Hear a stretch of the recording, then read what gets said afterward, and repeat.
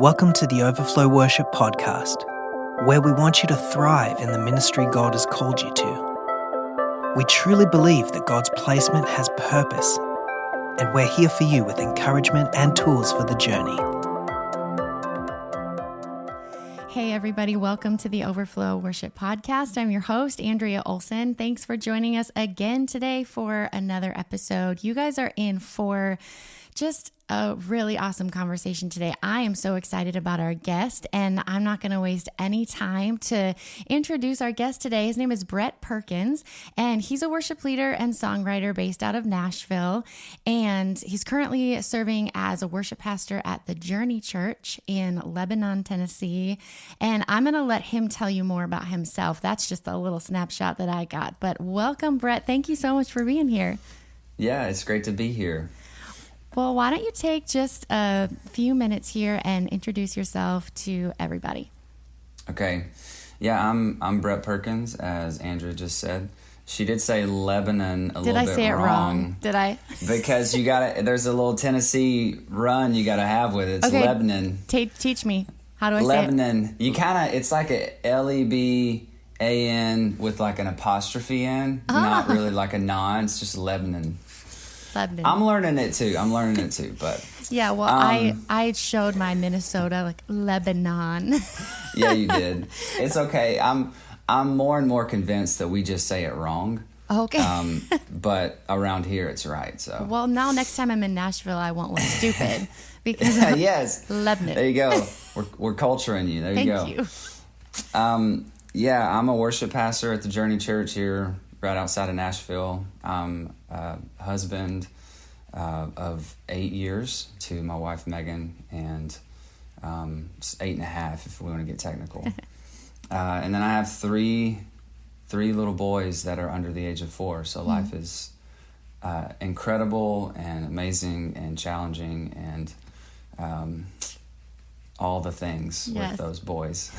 Yes, all the things. Well, yeah, I was just, before we hit record, everybody, we were talking about kids, and I said, we have 3 girls. I can understand the busy, but I also know that, it's very different between boys and girls. Boys have a different, maybe energy or just, it's different, but very sweet, like you said, just such a sweet time of life. So would you tell everybody just a little bit about your latest project that you released? It was towards the end of 2020, if I'm remembering correctly. Wasn't it in November? Yes. Okay, tell us a little bit about that. Yeah, so this has been kind of a culmination of 3 years of a project. I mean, some of these songs were written back in 2017. I came to the church here in 2016, and I didn't know anything. I came from a context where I was leading for students, and I was thrown into this opportunity, which was amazing, to be the leader of a team of a worship team of a church. And at the same time, we find out that we're pregnant in the move, and so I've got this new position at the church where I'm trying to lead people and learn how to be a pastor, and then I'm also trying to figure out how to be a dad, and I'm just green. I don't know anything. And so the project really came from a lot of the things that I've been learning over the past 4 years. So yeah, it's been really fun to see these songs develop into a congregational setting, but then there's also some songs on there that are more introspective from particular circumstances that we kind of went through that were rough. And so yeah. Yeah. Awesome. That's so cool. I love that. And I love how God takes us on a journey, right? He takes our lives on a journey, and therefore, as a musician and as a worship leader, the songs on a journey. And like you said, some of them were written back in 2017, but I bet you they felt just perfect for this time, to be released out into the world, I would imagine. Right. Yeah. I mean, one in particular that was written, it was written in November of 2017. That birthed right out of our church. Our pastor's son, Caleb, they had he had a lifetime of medical issues. So he was born with a bad kidney. The doctor went in to remove the kidney and ended up taking both kidneys out accidentally. And so he was left with just this lifelong journey of surgeries and whatnot that led to 2017. He ended up getting fungal meningitis, and because of the kidney stuff, he didn't have one, so they ended up giving him a kidney transplant. And because of the medicines that he was taking, he was susceptible to different like little colds and diseases and whatnot. And so he ended up going to the hospital in October, November of that year, with fungal meningitis. And so while he was there, he ended up getting into a coma. And I would visit Eric, our pastor, at the hospital while he was there. And one of the times while we were there, I was writing, and we ended up writing a song that just encapsulated what I was observing in Eric and Katrina's faith. And it's the song called "You Have Brought Us Through." And so that was just, it was a season of me just kind of learning from observing parents walk through this with their child. Yeah. And fast forward, Caleb ended up passing away in 2019. But in 2020, when COVID hit and quarantine hit, it seemed really appropriate with the theme of the song and what a lot of other people were going through. Because suffering is universal. Everybody suffers in some way. And so to provide a little bit of hope and shed light on the faithfulness of God, even in the midst of pain and suffering, we thought was appropriate whenever it was released in 2020. Yeah. So. Wow. That's such a beautiful song story. And I love hearing song stories because I think it's inspiring, and it's just, it brings an even greater depth to the song when we know the story behind it. And I think that is just so beautiful. And it's such a incredible story of you coming alongside of your pastor and just, doing what God put in your heart to do, and that's write music, but how it probably ministered greatly to them, but then also now it's probably ministering to a lot of other people. And I think that's just such an incredible process, the incredible journey of a song. And I love that. And something that you said is you were talking about writing in the hospital room and, with your pastor kind of alongside of them in the hospital and what you were observing. So as you have gone on this journey this last year, have you begun to write music with your team as well? We were talking a little bit about that before we hit record, and I would love to hear that story because I get asked this question a lot from people about how do I start writing songs with my worship team, and, where does it even begin? And I always try to encourage them, well, it's kind of organic, but then it has to be an intentional, progression after that. So tell us about that. Tell us a little bit about that process in the last year or two or however long it's been. Yes. So that is a loaded question, but I love it because it has become such a passion of mine. I was sharing earlier with you that the unique thing about this particular record is that it's my first ever full-length record, and it's something I've always wanted to do. I've been leading worship for over 10 years now and recording for a little less than that. Okay. But I've just released EPs, and I understand that because of the way streaming works and whatnot, like it's probably fiscally responsible just to do like singles at this point because people just listen to singles, but it was just always a goal. Like I thought it'd be cool to do one if God would ever allow it. And so I was able to, and but it's my last project ever on my own. And what's next for me and for our church is what we're calling Journey Worship Co. It's a new band that is birthed out of our worship team here at the Journey Church. And I'm so pumped about it. It was a very organic thing that happened. I look at our team and I see just how God has uniquely built it. There are people from Florida and Virginia and California and Oklahoma and Kentucky and rural West Tennessee like me, and I mean, you name it. There's people from all over who, just by the providence of God, have landed at the Journey Church in Lebanon, Tennessee. And I see these just ridiculously talented people who, whether they came to be a musician or they came to be in country music or whatever it might be, their heart is for the church, and it's starting to be shifted to the Journey Church. And like it's been cool to see how their heart has grown for our people as we've done ministry together. And so really throughout last year and over the past few years, I've been trying to figure out how to merge what I do on the road with what I do at church, because I just think that there's one of our core values at our church is pompous-free realness, but also we like to fight against big dealness. And I think that for our people, it's a bigger win if they can get behind a church team as opposed to a worship pastor like me, totally. you know? Yeah. I think they feel more connected to sending out a unit as opposed to just supporting a ministry of their worship pastors, you know? I'm not saying that's right or wrong or whatever. I just think that because of our culture, I think that that's just, it benefits our people better if we're going out as a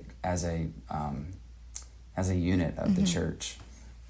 And so a few things were kind of happening at the time. We were as a staff, we were watching Band of Brothers and taking leadership nuggets from that series, Band of Brothers, it was on Amazon Prime, which is really cool. It's really, really awesome. But one of the company that they watch throughout the follow along is Easy Company, which is just a smaller unit that was like really huge in the war.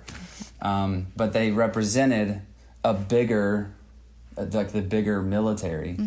And so as I was thinking about a name and whatnot, as like, what would we be? You know, I thought it'd be cool if we were like just a company of the bigger church, you know? And so Journey Worship Company, Journey Worship Co. kind of birthed from that. And then I was trying to think like, how do we start writing together? Is it really as simple as just planning a day and writing? And so I consulted a few other dudes who knew a lot more than I did, and they all affirmed it. They were like, just schedule a day and write, and just be amazed at how organic things work. And so we did. We had a team night where I casted a little vision on writing songs and stewarding creativity for the kingdom, and not. We talked about the parable of the talents and how those are not just investments into a talent; they're kingdom investments, and how it's a kingdom investment that God's wanting us to steward. And so we talked about that, and we scheduled our first write, and 15 people showed up for 7 hours of writing together. We had 2 different writing blocks, and we had 3 different groups in each writing block. And what I told them on the front end, and I've told them this, we've had 3 full writing days since then.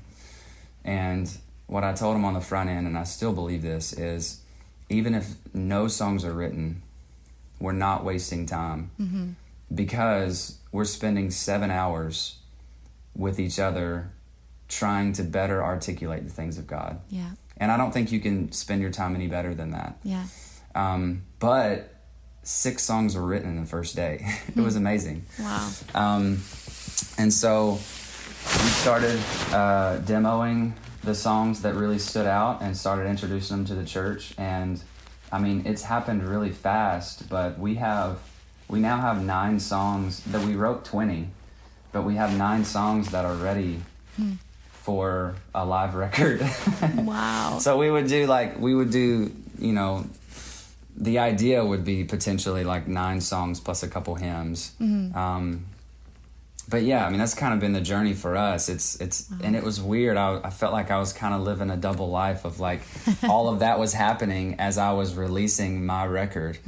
And I believe in both. Like, I think that both, you know, we've 5 of the songs off of my record we've played at church, and they're in the active rotation. And so they're serving the church, and we do those on the road. But we've been able to also supplement with some new stuff as well that has yet to be released, that hopefully will be released as well. So yeah, wow, I love that. It's really inspiring, and it's also really encouraging for anybody who's listening to know that it is possible to put feet to it and just take the step and do it.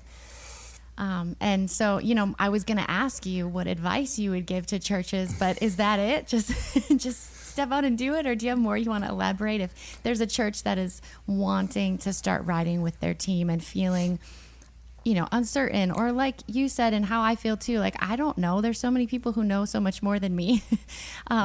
So how do they walk forward in that?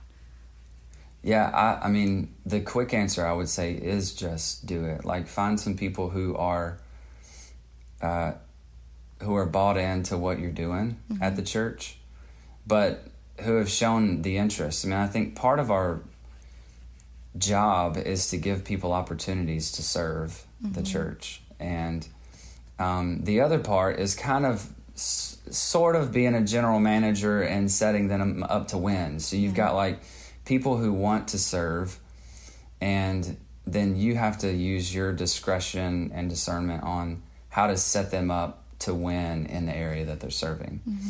And so one of the things that I would do, I know that in writing a song, I think there are 3 big components for a song to like really have potential of being complete.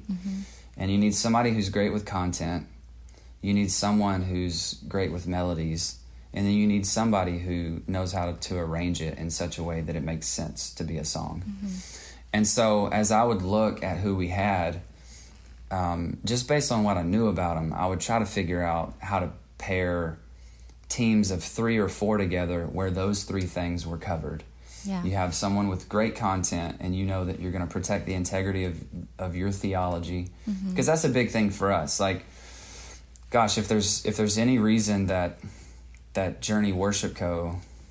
is going to exist, it's because in a world that truth and clarity are either absent or they're just relative, and it's just kind of up for grabs, we need more songs that are clear and truthful and rooted in Scripture.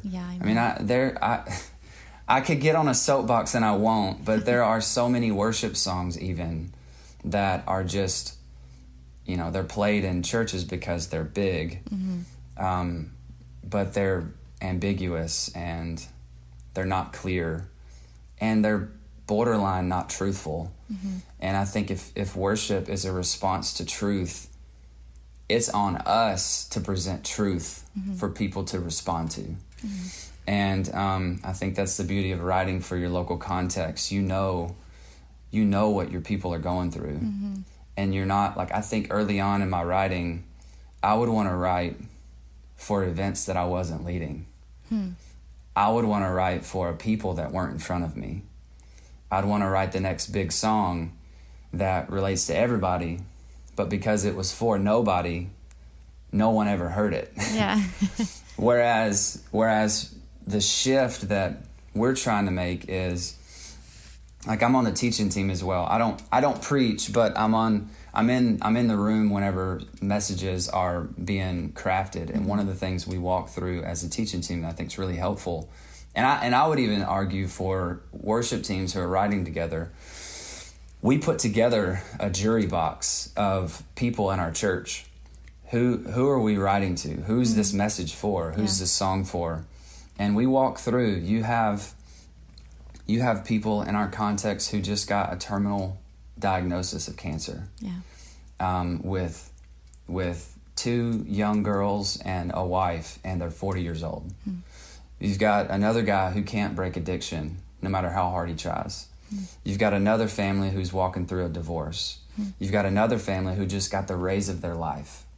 You've got another family who just they just got the kid, they just birthed the kid that they didn't think that they would ever get. You know, you've got this whole gamut of people who you're writing for. And how does this song connect to the people who are having the worst week of their life and the people who are having the best week of their life? I think that's just really important. And if you're caught up in writing for a context or a people that you don't know, the chances are you're not going to relate to them. Yeah. And your songs are going to be more for something that's self-serving than people-serving. Yeah.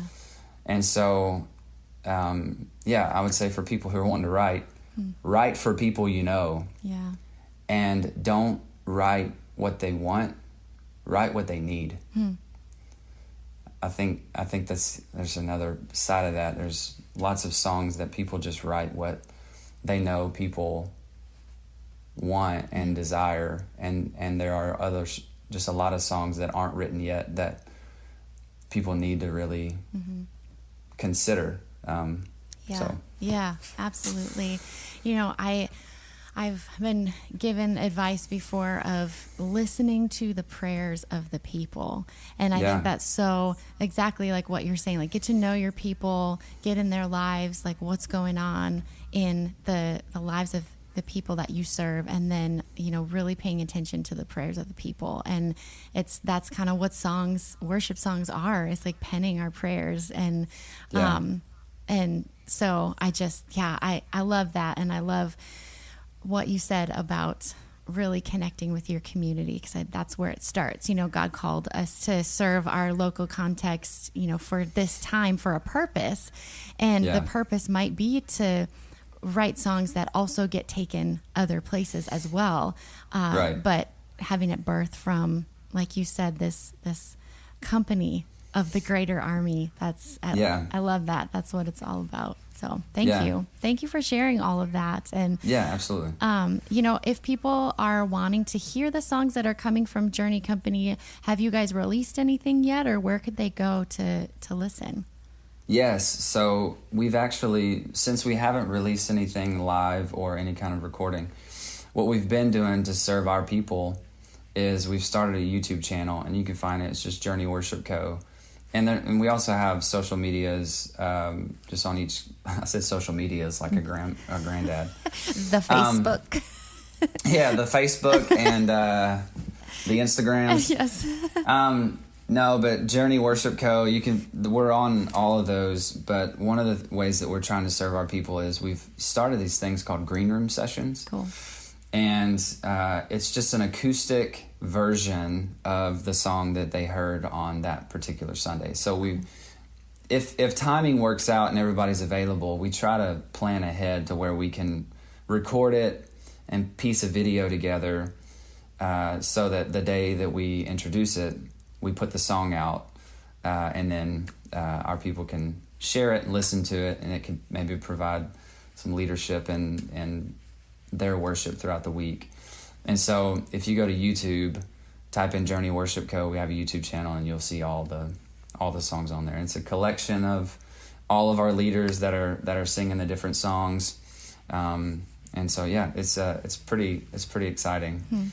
That's and we're hopeful that soon, no dates in particular, but you know, if we had our druthers, to throw in probably a country way to say it,